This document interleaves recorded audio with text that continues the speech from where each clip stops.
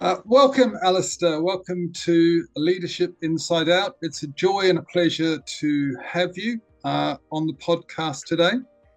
And Alistair and I have gone back a little while, and one of the joys of Alistair's career is that he and I have got very similar, have got intersecting backgrounds. So it's always a pleasure to talk to a fellow professional in the change industry, the change world, and to get your perspective on that very varied career that I know you've got. So welcome, Alistair. Thanks, Guy.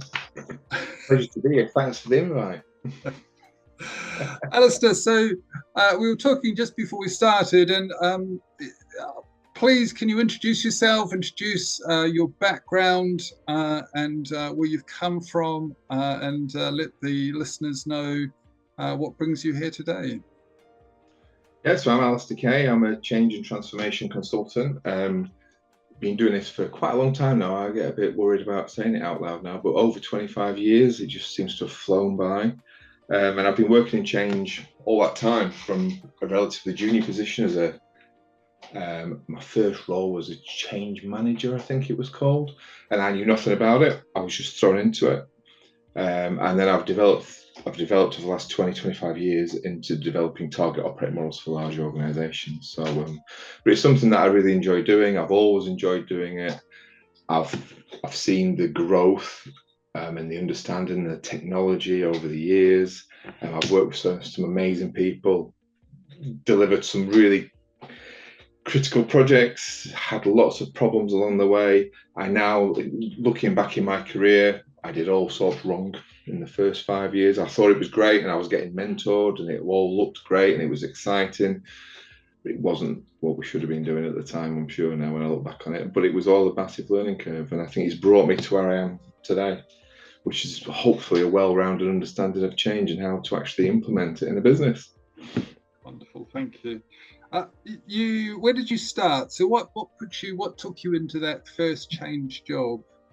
Yeah, so I was working in a contact center, a call center as it was back then, and I was in training to be a team leader of a contact center, and I think there was 2 weeks initial training, and after about 10 days, I got hiked out of the room basically and taken into the corridor and was asked why I was asking all these horrible, awkward questions, which I didn't know I was doing.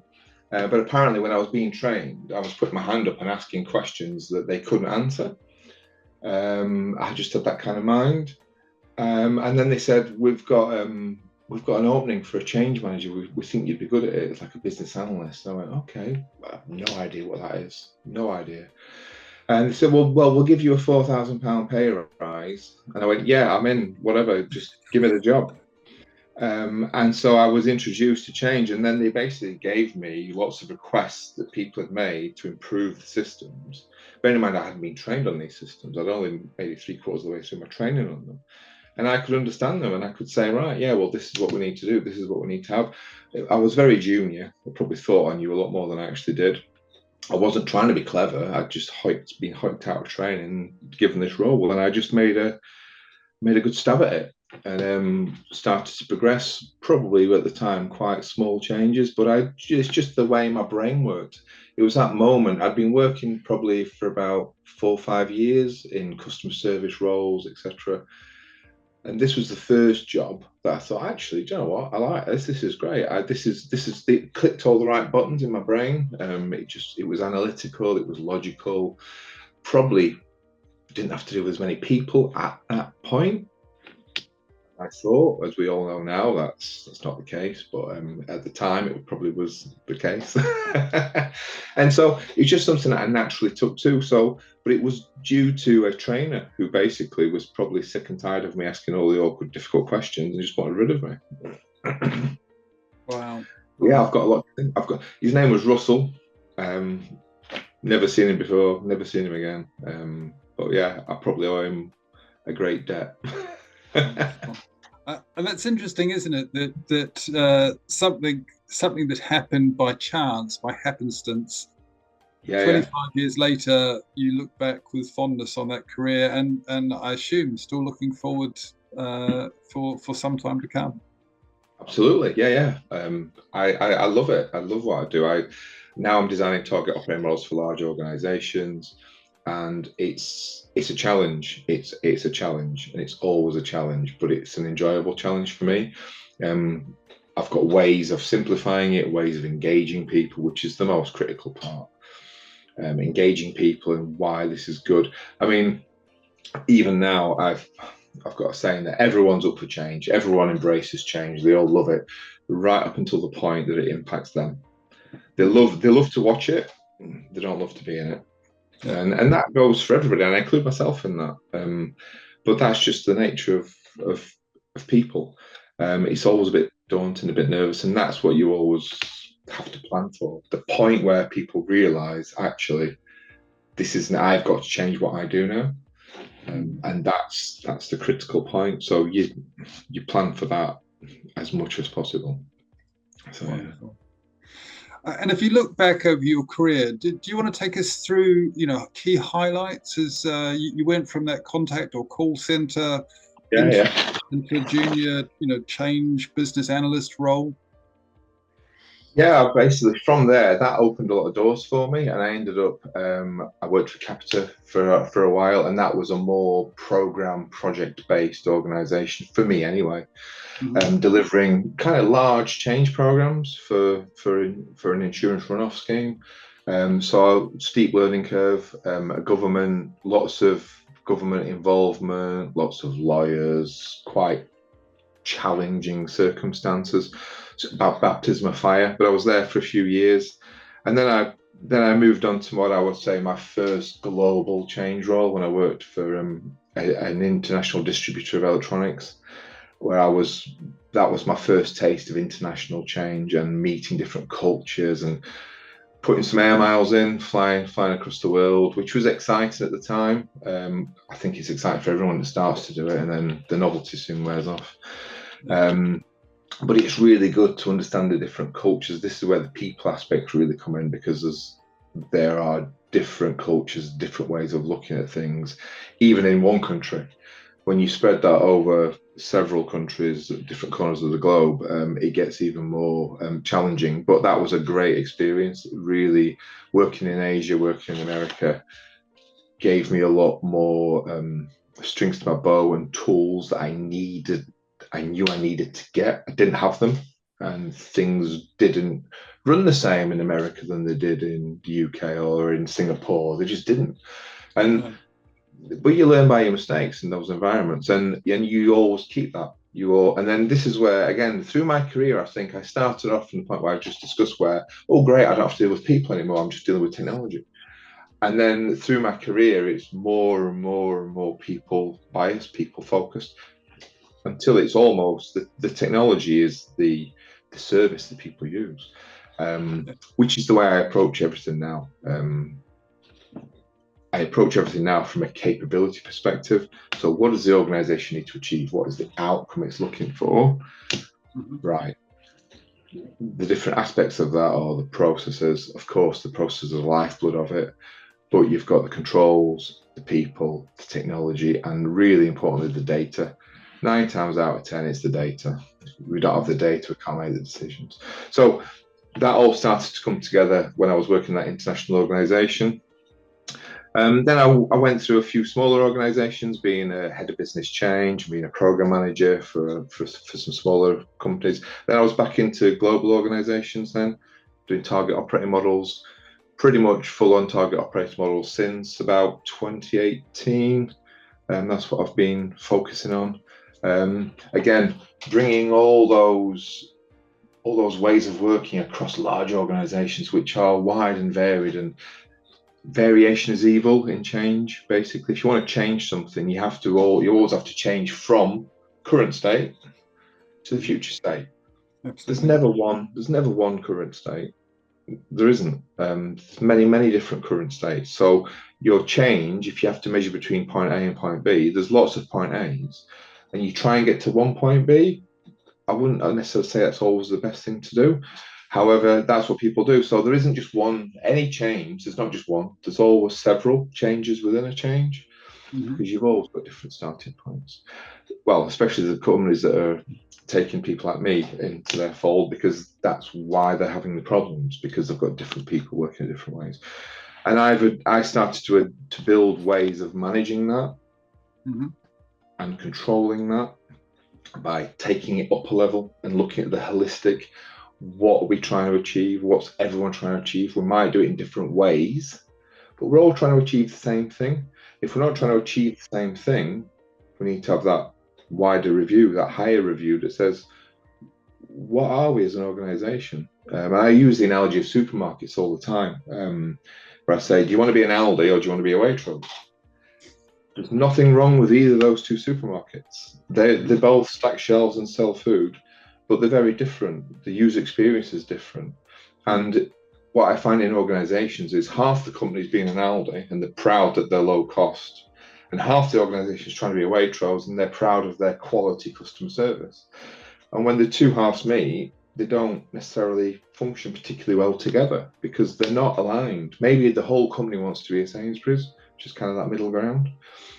And that's a big part of the challenge now that I find in organizations. So some of the larger organizations, they put a lot of time and effort into defining their proposition. That's great, you use that proposition. But some of the smaller organizations don't necessarily have that in their back pocket. So you have to try and engage that. Otherwise you end up with half Aldi, half Waitrose. Doesn't necessarily go well together. Wonderful. Yeah. And so and I've continued in that target operating model area for the last 6, 7, 8 years, generally. All that takes you into all sorts of areas of a business through all the different functions, HR through to IT and everything in the middle. So it's wide and varied and very interesting. I find it very interesting, but very challenging as well. Wonderful. And as you look back, you clearly one of your roles is to overcome the barriers. I mean, that's as a contractor, independent consultant, that's why you're pulled into it. What are some of the sort of stories? What are some of the highlights of your career where you've had to face and overcome those sorts of barriers in your role? So I think it comes back to the willingness to change. So when you've got people they're at the coalface, they are getting jobs done, they are delivering products. So warehouses, they are getting thousands of orders out every day. And then you can be perceived as approaching them and saying, you're not doing a good enough job because we need to change something. We need to make it more effective. You're too expensive or whatever. And that's actually not what you're trying to say. You're trying to increase the quality of something. You're trying to make it easier for them. You're trying to help them. But turning up on site doesn't convey that message. People are always nervous when you turn up. I mean, I remember going to Europe and going to Germany and Belgium and France, and you're not very welcome, even though you've got the best intentions and you are there genuinely to help. It's never perceived that way. So there's some ground to be broken, there's some trust to be earned. And I normally find what I do now is I try and help them with a small problem that's theirs, that they own, and build that trust. Because if you go in and try and change things without first building that bridge, then you're always going to hit that moment where, it's going to change what I do. I'm not so keen on that. So it's always nice to build some kind of rapport or trust, really, is what I'm looking for. So it's about empathy, and really not just showing empathy, but demonstrating empathy. Say, I know this is not going well, but I can understand why it's not going well, maybe, because I can already see that this is not helping you and this is not helping you. So I can go and try and fix these things for you. A lot of the problems that are faced in especially places like warehouses, they're not actually created by the warehouse. They're created by the buyers or the sales team, etc., etc. So, I mean, one of the great conversations I had was when I worked for a large electronics distributor. We had a serious issue with customers were being impacted, and the warehouse were doing their best to try and resolve it and failing. And the sales team were doing their best to resolve it and failing. And I basically set up a face-to-face meeting, and I attended it, and I had the head of the warehouse and the head of the sales team and put them together, and we just had a conversation, and it resolved itself. So just providing that conduit to get people talking across, because the warehouse was 3 miles down the road from the sales office, not a massive distance, but they didn't actually sit down and talk to each other at that point. So just by having them sit down and really understand the cause of the issues was fantastic. That was one of the easiest things I ever did, because then they went away and fixed it themselves, because it was really simple to fix. And not only did they do that, they built a bridge. Next time a similar problem occurs, I hope that they'll go and have a meeting and just discuss it face to face, rather than bounce around 30, 40 emails, shout at each other. So yeah, I think that's a particular example of where it was actually quite an easy fix. But again, it's people. And something else I always say to people, I don't always say, but it's normally true, that your business is working well because of the people. Not because of the processes, not because of the controls, not because of the systems. People are gluing all these things together, and without the people, it wouldn't work. And that's something that people often gloss over. They always look at the system and they say, "What's the system doing? It's the system's helping the people." Because without the people, absolutely, I couldn't agree more. Again, something I say slightly different way, but the right people will make any system, any structure work, but the wrong people will make the best structure not work. Yeah. Organizations go and spend millions on new ERPs, and actually, the root cause of the problem is not in the old ERP. It's in the controls, potentially the people, or normally the data. And you're putting the same data in the new ERP, it's going to have the same problems. So you can avoid cost in ERPs by just having a review of your existing ERP, and its data and its people and its controls, etc. And 9 times out of 10, I would say that we could avoid replenishing ERPs. If things are going out of service, that's different. But yes, there's a lot of money wasted by big organizations on ERP implementation. A lot of careers made, however. A lot of consultants careers made. For sure. I mean, a big part of your career, Alistair, has been international. What sort of dimension? What has that meant? Has that created issues, or has that added an extra dimension to your jobs? I wouldn't say it's created issue. I think it's created opportunity. I mean, it certainly is a learning curve. Like I said before, it's about the cultural piece of it, and also when you're building target operating models, what it told me was that you've got to put a little bit of separation between what you need to achieve and how you go about achieving it. People often want to have one size fits all, so one solution for everybody. And I think if they're at a higher level, at a principle level, at an outcome level, that's good. However, when you've got different cultures, you've got different working hours, etc., one solution doesn't always fit all. You might have different scales in different countries, potentially. You might have a small warehouse in Europe and a large one in America. You can't install the same technology really in those two, because it's not fit for purpose for one of them. So you've got to understand that, right? Peel it back to what's the outcome I'm trying to achieve, what are my SLAs, what are my costs that I need to keep within. And then when you understand what the outcome is, then apply a local solution that is scaled appropriately and costed appropriately to deliver that locally. And you might have completely different ways of working. There might be a manual process in a small site and a highly automated process in a large site. To me, if they are delivering the same outcome and they're within budget, they're within the quality, that's a good result. there's too much obsession with having one way of working. I think you've got to allow flexibility in ways of working. You have less flexibility in the outcomes you're trying to produce. However, you've got to allow people to work in a way that is scalable for their role and their position in their environment. And that, I think, my knowledge on that was accelerated by working internationally, because different people cultures is kind of one of the big changes in when you work internationally. And also you've got costs of things, system costs, labor costs. You get quite there is no way where one solution fits all. However, that doesn't mean you can stop creating the standards that you've got to operate to. And that's where I spend a lot of my time defining the standards that must be operated to, which can be agreed relatively easily, because people don't tend to object to that, because it's not impacting how they do it. But when you publish a standard and people agree to it globally, they can then mark their own homework. They can say, oh, I actually hit that already, or oh, I've actually got a gap here.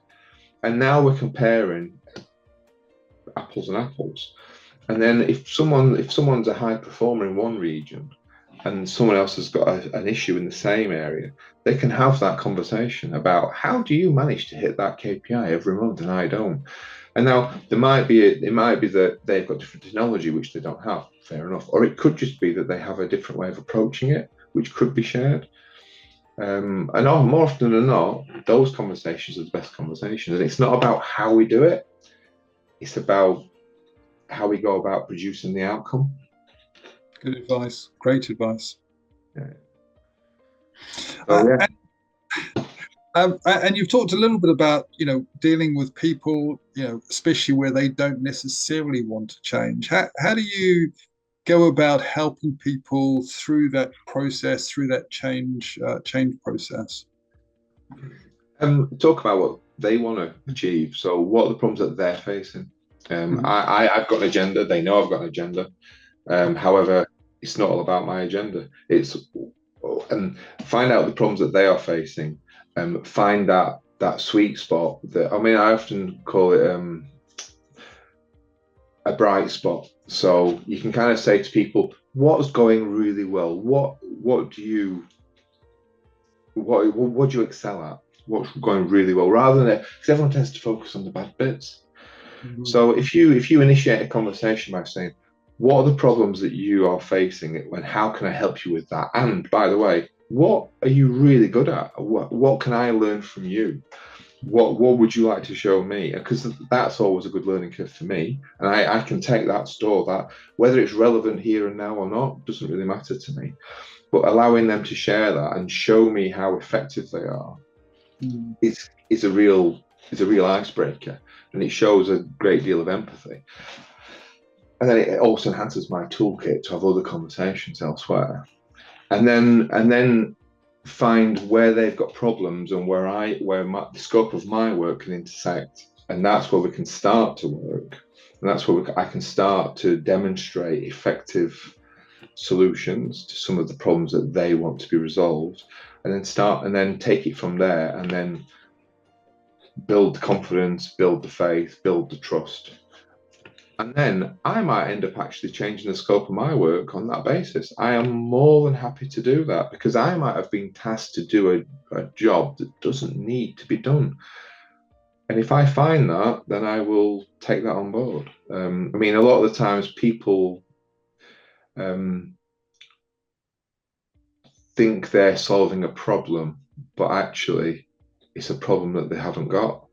And the root cause of the problem is elsewhere, typically bad data.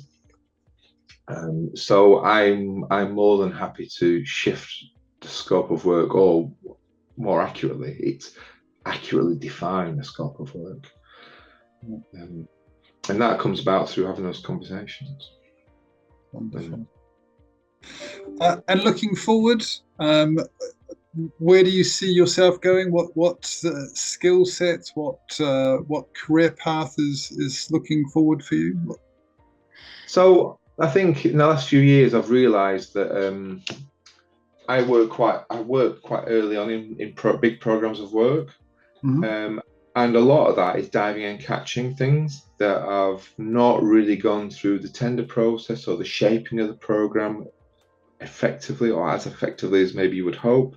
Mm-hmm. So I'm hopefully trying to shift my focus into supporting leaders to actually scope out large programs of work before the program actually is in existence. So to look at the strategic vision of the organization and to actually do a maturity assessment of that business to find out where they need to grow their capabilities. And that will then start to shape the programs in the most effective way. Because I think I'm pretty clear that most programs that are triggered do change. They do have a journey of their own, don't they? Where they get reset or they get replanned. And I think a lot of that can be avoided by doing a little bit more upfront, so more upfront planning. And I think looking at an organization's capabilities and looking at would take her in a different place. So lots of organizations, before diving straight into a system refresh, need to have a step back and go, right, where do we need to excel? Where do we need to be brilliant? And where can we be good enough? Yeah. And if you get that positioned correctly in the organization, then that really does shape the programs. And I think that's something that organizations should get better at. Actually divorce themselves from how they make things happen into what are we trying to achieve, what are the outcomes we're trying to get to, and how good are we at getting there, and how much does it cost us to get there. It's a wonderful advice, and it sort of reinforces your earlier point about ERP systems, because I certainly have come across far too many clients in my time who are very much into the ERP is broken, we need to put in place a new one, and getting in early, focusing on outcomes, because again, my experience with ERPs is we've paid for this system, we now need to install it. But Absolutely. Getting in early saves potentially not only many millions of pounds, but also gives a much more clearer outcome, a clearer goal, and as you say, it's about the focus, the end point, rather than the process. I don't think there's any bad outcome from that. The two outcomes I see is a much swifter implementation, much cleaner implementation, or avoid it completely. Now, both of those things, I'm not saying they're free, because avoiding completely might mean a hell of a lot of work from a lot of people outside the ERP, and maybe some reconfiguration of it. It's fine. It doesn't mean do nothing. No. But both of those options are very, very valid and positive options. The irony, of course, is that even avoiding it and having to do a lot of work, you'd have had to do that work anyway, even if you were putting a new system in place. Absolutely. So it could be a halfway house. It could be a step to go, right, if we get our house in order, our existing ERP becomes much, much more effective. Big tick. Takes a bit of pressure off. We can now do a more informed review of the market and pick the ERP that actually does the jobs that we want it to do. I mean, I've been involved in some classic programs where we've purchased the wrong software. We didn't actually understand that it didn't do what we needed it to do. I mean, one organization I worked for bought a distribution center piece of software, and they were trying to run a warehouse on it. It had no packing and consignment functionality in it whatsoever, and we needed it to do that. And within the first 3 minutes of me being involved in the project, we'd identified that. Wow. And I had to deliver bad news that we bought the wrong thing. I was involved. I was asked to attend the Kickoff meeting, and I actually made that observation the first 3 minutes that the scope is this. The scope is A to F, and we've bought something that was A to C.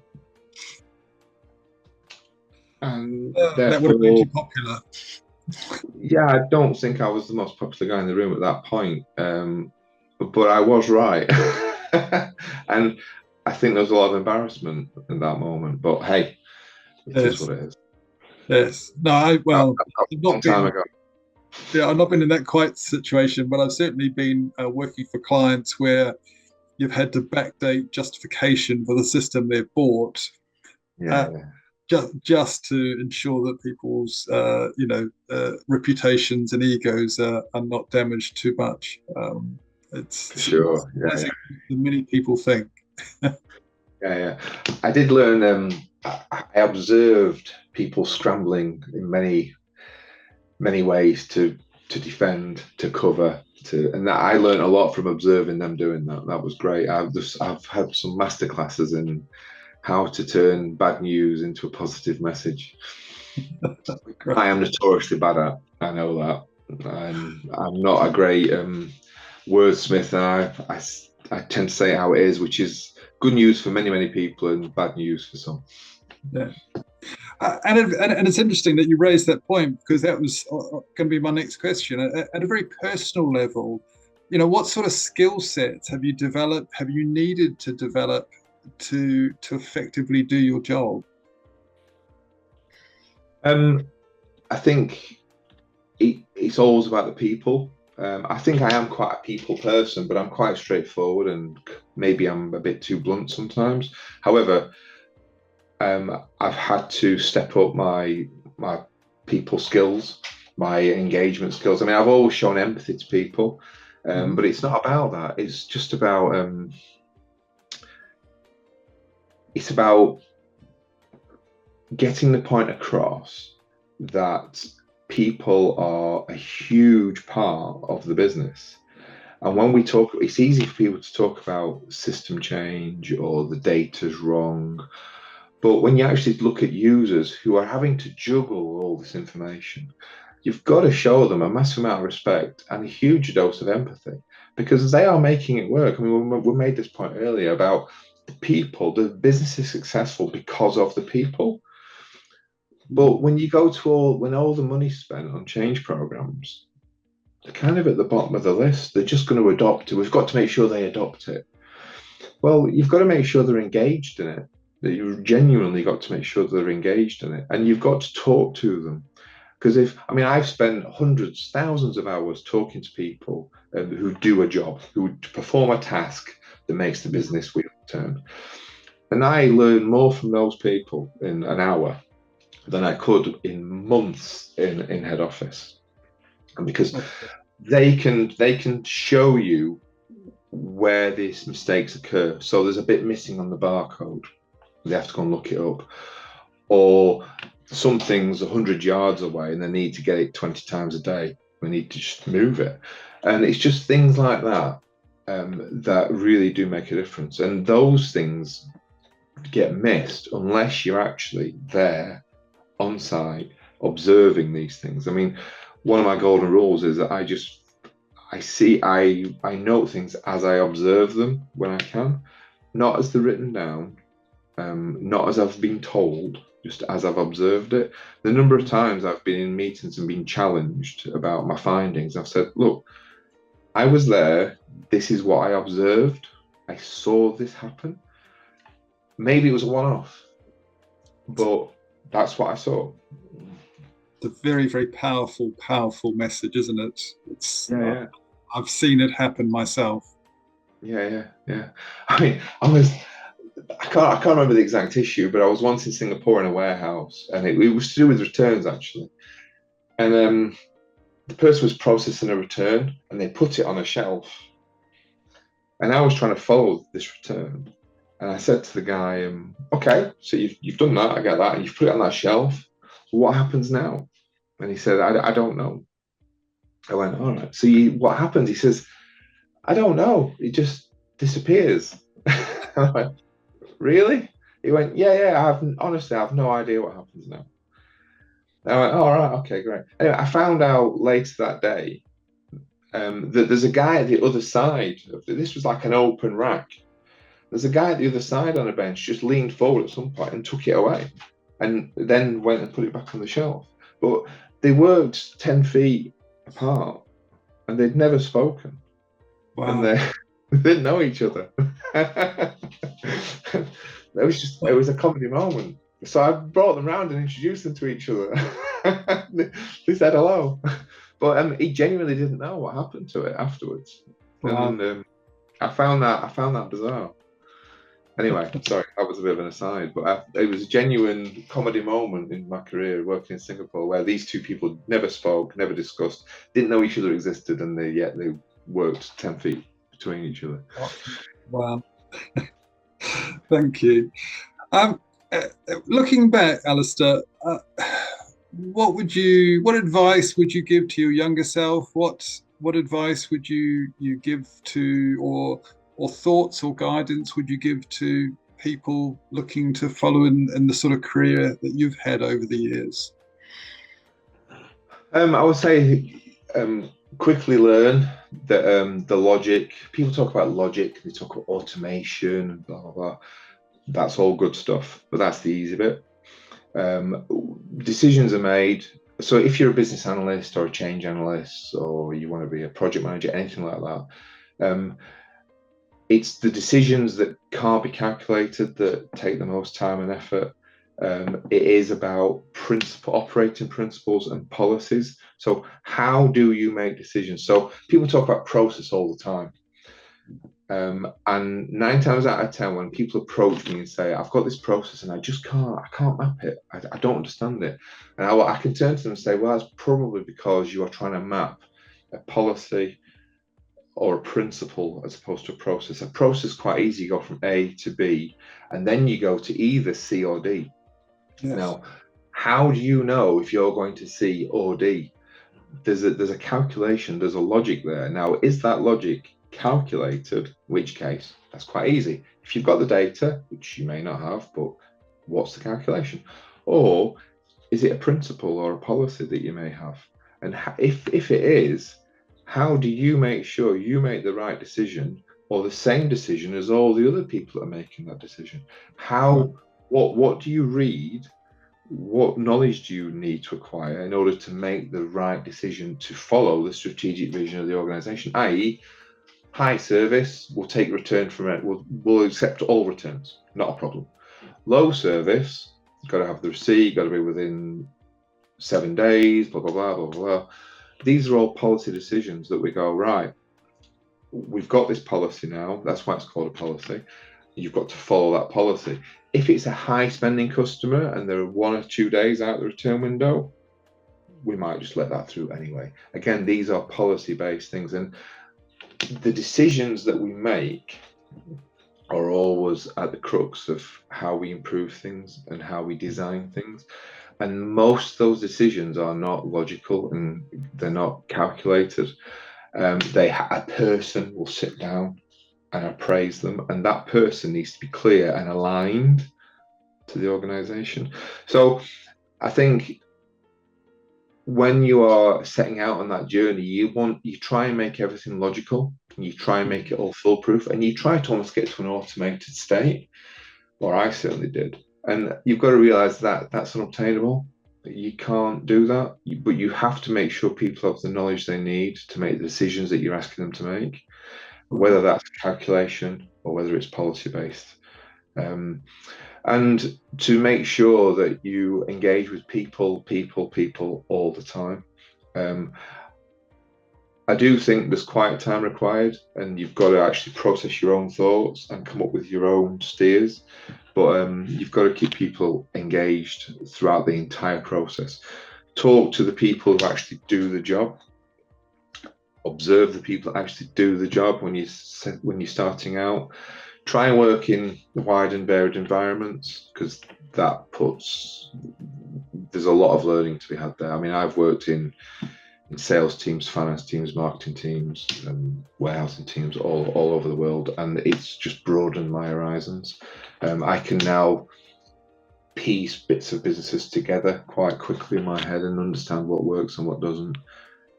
So try and work in wide and varied environments, and always focus on people, and don't forget about the policies and the principles that you're working to. They are key, absolutely vital. Thank you. Any final words? Um, for me, this has been a great therapeutic process for me, Guy. just, just being I able told to. you you'd be fine, didn't I? I find it quite interesting. Just looking back on the journey that I've had, and if I could remember me 25 years ago, how differently I look at change. And sure, technology's come along, and technology's changed a lot of things we do, but just the way that we view change, I often look back and I'm surprised how badly I approached things 20 years ago, 15 years ago, and just go, it felt good at the time. But change is difficult, change is hard. And even when it's going well, it's hard. And people need to understand that. Even good, well-planned change is a challenge. I mean, I still think we're in a situation where 80% plus of projects either fail or go massively over budget. And that's where I think that frustrates me now, because there's no need for that. I think we can really nail that right down if we take the right approach, but it's getting the audience to listen. The patients aren't particularly good when it comes to change. We have a lot of stroppy patients. Absolutely. Certain functions more so than others. Yeah, for sure. Well, Alistair, it has been a real joy spending this time with you. It is an opportunity for me to learn as well, and your experience, your perception, and your wisdom certainly has shone through. So thank you so much for your time today. Too kind, Guy, but thank you for the invite, and I've really enjoyed it. Thank you.